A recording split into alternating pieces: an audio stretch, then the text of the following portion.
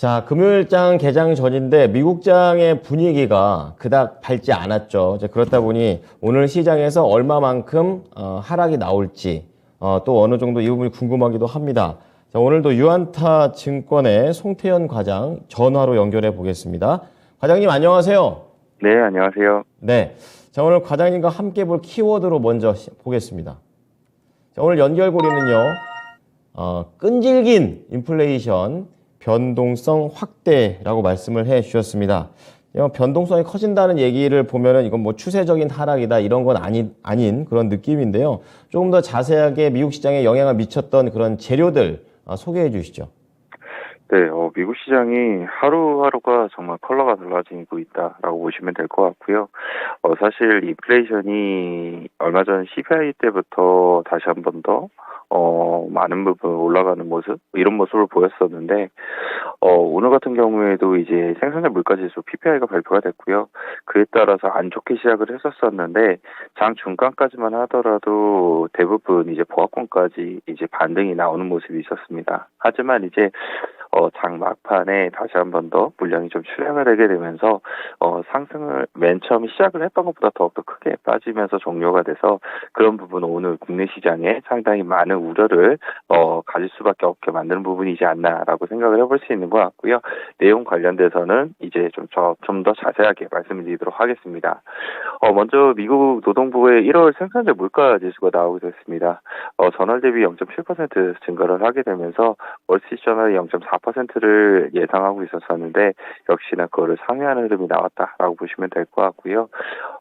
소비자 물가지수에 이어 생산자 물가지수가 다시 한 번 더 높게 나오다 보니까 이것이 결국은 다시 한번 2월 달에 CPI를 더욱더 부추길 수 있는 부분이 되지 않나라고 생각을 해볼 수 있는 우려 때문에 지금 좀 좋지 않다라고 보시면 될 것 같고요. 상품 물가 같은 경우에도 전월에는 1.4% 정도 하락을 했었었는데 이것이 1.2%로 돌아서는 모습이 나왔었고요. 에너지 가격 같은 경우가 가장 좀 컸습니다. 원래 전월에는 마이너스 한 6.7%를 기록을 했었다가 이번 달에 5% 이상 이 가격이 상승을 하게 되면서 생산자 물가 지수를 큰 폭으로 끌어올리는데 많은 영향력을 미쳤다라고 보시면 될 것 같습니다. 그래서 이러한 이제 경제 지표 관련돼서 인플레이션이 아직도 계속적으로 우려감을 낳고 있다라고 보시면 될 것 같고요. 이제 연준 이사들이 어떠한 이제 이야기를 계속적으로 해오는가 이 부분을 좀 봐야 될 텐데 목소리가 조금 더 강해지는 부분이 상당히 있었다라고 보시면 될 것 같습니다. 로레트 마스터와 클리브랜드 연준 총재 같은 경우에는 50bp 금리 인상을 위한 강력한 경제 사례를 보았다라고 이야기를 했고요.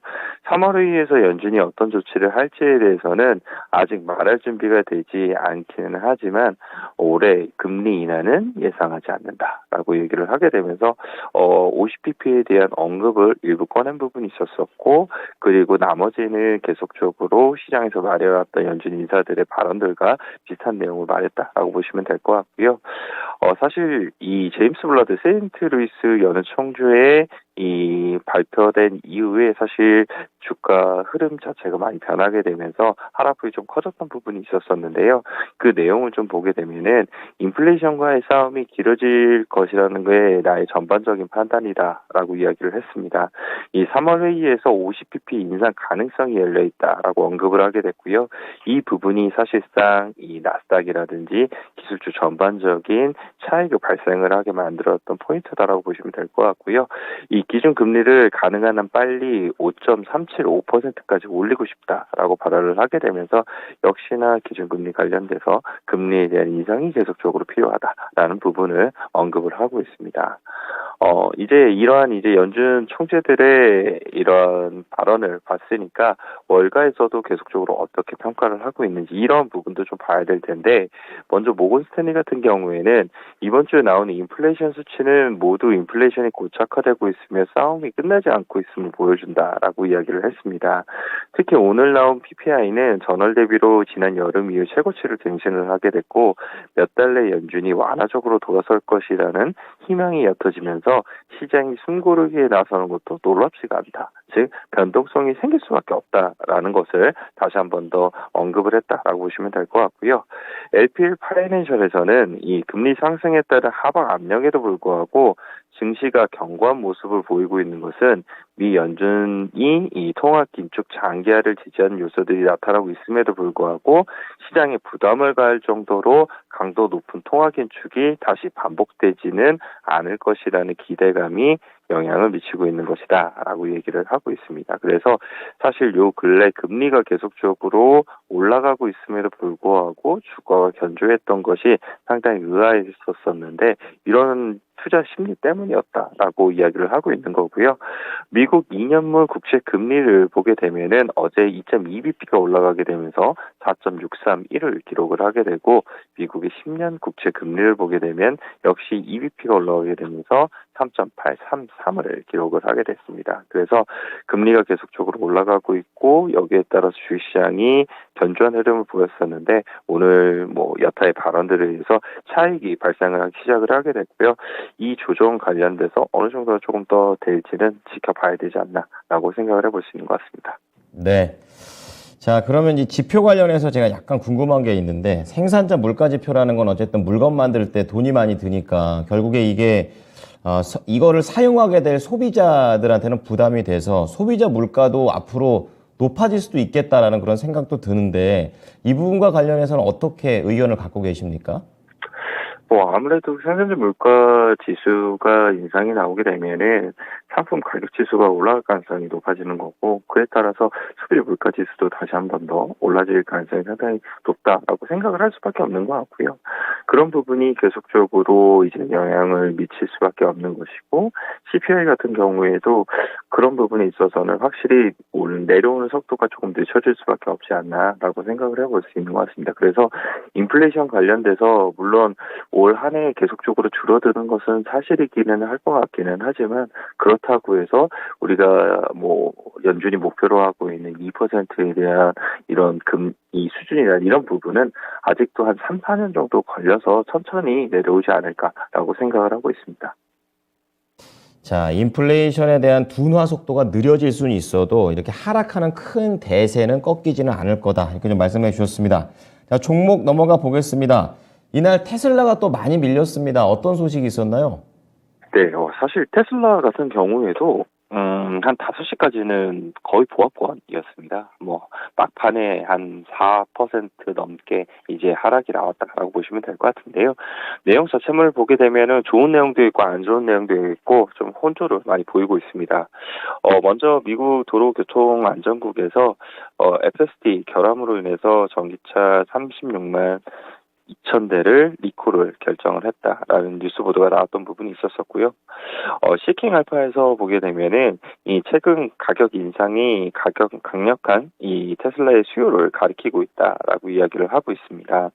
2023년 1분기에 테슬라 모델 Y 차량이 매진된 상태로 지금 보이고 있고 현재 주문을 하게 되면은 4월 이후에 수령이 가능하다. 라고 이야기를 하게 되면서 테슬라에 관련된 이 강력한 수요가 계속적으로 나오고 있다라는 긍정적인 뉴스 보도가 나왔던 부분도 있었습니다. 하지만 이제 번스테인에서는 테슬라 관련돼서 부정적인 의견이 좀 나왔던 부분이 있었는데요. 번스테인은 글로벌 자동차 OEM들이 올해 121종의 전기차 신차를 출시할 것으로 예상이 되고 있는데 테슬라 같은 경우에는 현재 4가지 차종을 내놓고 있고 그중 가장 신규 모델인 모델 Y 같은 경우에도 2020년도에 출시된 점을 감안하게 되었을 때 결국 시장 점유율 하방 압력에 직면을 할 수 있다라고 이제 언급을 했던 부분이 있었습니다. 그래서 테슬라가 사실상 이제 바닥에서부터 한 100% 이상 상승이 나오게 되면서 국내에 있어서도 2차 전지 관련된 섹터를 동반 상승을 만들어게 냈던 부분이 있었었는데요. 그런 부분이 다소 지금부터는 조금 조심을 해야 되는 구간에 진입을 하고 있는 것이 아닌가라고 생각을 해볼 수 있는 것 같고 어제 국내 2차 전지 소재 업체들도 보게 되면은 이 에코프로라든지 아니면 에코프로 BM이라든지 포스코 케미칼을 제외한다 하더라도 그 외에 여타 지금까지 올라오지 못했었던 코스모 그룹이라든지 이런 그룹들, 이런 기업들까지 모두 다 강한 상승이 나왔었거든요. 그런 부분에서는 결국 차익에 대한 부분으로 이어질 수밖에 없지 않나라고 생각을 해볼 수 있는 것 같고요. 2차전지 소재 업체 관련돼서는 계속적으로 조금 조심스럽게 매매를 이제부터 해야 되지 않나라고 생각을 하고 있습니다. 그래서 변동폭이 계속적으로 요즘 커지는 상황에서 너무 높게 있는 종목들 같은 경우에는 조금의 포지션을 줄여나가신 것이 필요하지 않을까 이렇게 말씀드리도록 하겠습니다. 네. 자, 이어서 이제 실적과 관련된 부분, 그것도 2차 전지랑 연결될 수 있는 종목이 또 알버말이 되겠는데요. 이렇게 시장 많이 밀릴 때 거의 한 4.6% 올랐습니다. 실적이 잘 나왔나요? 네, 실적 같은 경우 잘 나왔고요. 그리고 가이던스라든지 아니면은 경영자 관련된 발언들도 모두 다 강하게 나왔기 때문에 강한 상승이 나왔다라고 보시면 될 것 같은데요. 2022년도 4분기 매출액을 보게 되면은 26.2억 달러를 기록을 하게 됩니다. 이것은 이제 전년 대비 193% 정도 증가한 수치이다라고 보시면 될 것 같고요. 컨센서스를 0.2억 달러 상회를 하게 되면서 매출액도 컨센서스를 상회했고 그리고 EPS 같은 경우에도 컨센서스를 상회하는 좋은 실적이 나왔다라고 보시면 될 것 같습니다. 2023년도 가이던스를 보게 된다 하더라도 가이던스가 113.3억 달러였었는데 현재 주는 가이던스를 보게 되면은 113억에서 129억 달러를 제시를 하게 되면서 컨센이 가장 하단에 위치를 하게 되는 이런 부분이었다라고 보시면 될 것 같고요. EPS 같은 경우에는 컨센이 29달러였었는데 26달러에서 33달러를 제시를 하게 되면서 2023년에도 계속적으로 앨범알이 이 성장을 할 수 있다는 것을 가이던스적인 측면에서 잘 보여준 것이 아닌가라고 생각을 해볼 수 있는 것 같습니다. 앨범알의 CEO 같은 경우에는 이 중국의 전기차 시장이 올해에도 한 40% 정도 성장을 할 것으로 전망이 되고 있는데 중국의 리튬 고객사들의 주문 속도가 둔화될 기미를 보이지 않고 있고 동 지역의 배터리 양극재 및 배터리 부품이 계속적으로 줄어들고 있다라고 언급을 하게 되면서 관련돼서 상당히 자신 있는 이러한 발언이 나왔다라고 보시면 될 것 같고요. 앨범알이 이에 따라서 장중에 6% 7%까지도 올라왔던 부분이 있었었는데 장 막판에 상승폭을 약간 반납을 했던 모습이 있었었고 관련된 종목 중에 하나인 리튬 아메리카 같은 경우에도 한 1% 정도의 상승이 나오게 되면서 마감이 됐습니다. 네. 자, 이렇게 시장이 안 좋은 상황에서 지금 비트코인 같은 경우에는 굉장히 상승세를 타고 있습니다. 현황 어땠습니까? 비트코인 같은 경우에도 대동소이한 흐름이 있습니다. 어제 강한 상승이 나오게 되면서 25,000불을 돌파를 6개월 만에 했다라는 뉴스 보도가 상당히 많이 나왔었는데 막판 장 밀리면서 비트코인 같은 경우에도 상승폭을 많은 부분 되돌렸다라고 보시면 될 것 같고요. 아까 제가 마지막으로 보니까 한 24,500불 정도에서 거래가 되고 있더라고요. 그래서 이런 부분이 결국은 비트코인 같은 경우에는 위험자산 선호도와 연관성을 미칠 수가 있을 테니까 오늘 같은 경우에는 조금은 안전 쪽으로 하락 쪽으로 다시 한번 더 전환이 될 가능성도 있지 않나라고 생각을 해볼 수 있는 것 같습니다. 지금 사실 비트코인 관련돼서는 왜 이렇게 많이 올랐냐라는 부분을 보게 되면 이 코인데스크에서는 비트코인 랠리가 나온 이틀 동안 비트코인에 대한 2.19억 달러의 공매도가 청산이 되게 되면서 이렇게 강한 상승이 나왔다라고 언급을 했고요.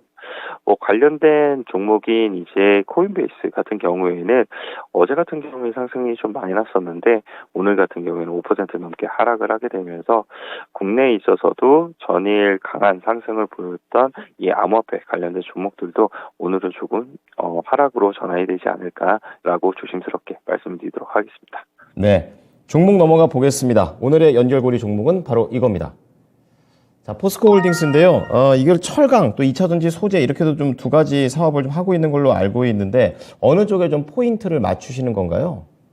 네, 사실 두 가지 모두 다 괜찮을 수 있는 부분이 있다라고 보시면 될 것 같은데, 사실 포스코 홀딩스 같은 경우에도 지금, 주가가 상단에 위치를 하고 있어서 좀 조심스러운 부분이 있기는 하지만, 그럼에도 불구하고 철강 업황에 대한 회복이라든지, 아니면 리튬 관련돼서 올해 처음으로 생산이 재개가 된다는 점, 이런 점을 봤을 때는, 분할 매수의 관점으로 계속적으로 접근을 해보자라고 말씀을 드릴 수 있을 것 같습니다. 포스코 홀딩스의 4분기 매출액을 보게 되면 영업 손실이 4천억을 넘게 기록을 하게 되면서 좋지 못한 흐름이 나왔다라고 보시면 될 것 같은데 이것이 상반기로 넘어가게 되면서 상당히 회복이 나올 가능성이 있어 보이고요. 그 상반기 회복의 기저를 보게 되면은 중국 춘절 이후에 이 중국에서 철강에 대한 수요가 반등이 나올 수 있지 않을까라는 이런 부분에 기저가 깔려 있다라고 보시면 될 것 같습니다. 중국에서 3월 4일 양회를 기점으로 해서 많은 부양책들이 나올 것으로 예상이 되고 있기 때문에 여기서 철강에 대한 수요를 회복이 나올 수 있을 것으로 전망이 되고 있고요. 아까 말씀드린 것처럼 2023년도에 리튬 관련돼서도 첫 상업 생산이 개시가 될 것으로 예상이 되고 있기 때문에 그러한 부분이 하반기에는 포스코 홀딩스에 대한 주가를 견인해 줄 수 있는 좋은 재료가 되지 않을까라고 예상을 해볼 수 있는 것 같습니다. 그래서 포스코 홀딩스 자체가 예전에는 단순하게 철강을 생산을 하는 업체였었는데 여기서 이제 신사업 부분에 대한 부분이 더욱더 많은 부분 본격 가동이 되게 되면서 프리미엄에 대한 부분을 더욱더 많이 줄 수 있지 않을까라고 생각을 해볼 수 있는 것 같고요. 뭐 폐배터리 산업이라든지 이런 쪽으로도 확실히 강점이 나올 수 있는 업체이기 때문에 관심을 가지시면서 계속적으로 보셨으면 좋을 것 같습니다. 네, 한 33만 원 근처까지 가 있어서 최근 상황 보게 되면 높은데 목표가 얼마나 볼까요? 일단은 목표가 자체는 한 37만 원권 보고 있는데요. 말씀하신 것처럼 일단 요 근래 단기적으로 가격 상승이 나왔다는 점, 그리고 오늘 국내 시장이 좀 별로 좋지 못하다는 점, 이런 점을 봤을 때는 확실히 분할 매수를 조금 더 촘촘하게 가져가시는 것이 필요하지 않을까라고 생각이 되고 있습니다. 자, 오늘 말씀도 잘 참고해 보겠습니다. 한 주 동안 고생하셨습니다. 네, 감사합니다. 네. 자, 유한타증권 송태현 과장이고요. 이날 뭐 리튬 그리고 철강 두 개 다 엮여있는 포스코 홀딩스 목표 주가 37만 원 말씀을 좀 드렸습니다. 이 단기적인 상승을 좀 고려해서 들어가 보시기 바랍니다. 네, 지금까지 투자 판단에 도움이 될 수 있는 정보를 제공해 드렸습니다. 하지만 특정 종목의 상승과 하락을 보장하지는 않으니까요. 참고해 주십시오. 금요일장 잘 시작하십시오. 고맙습니다.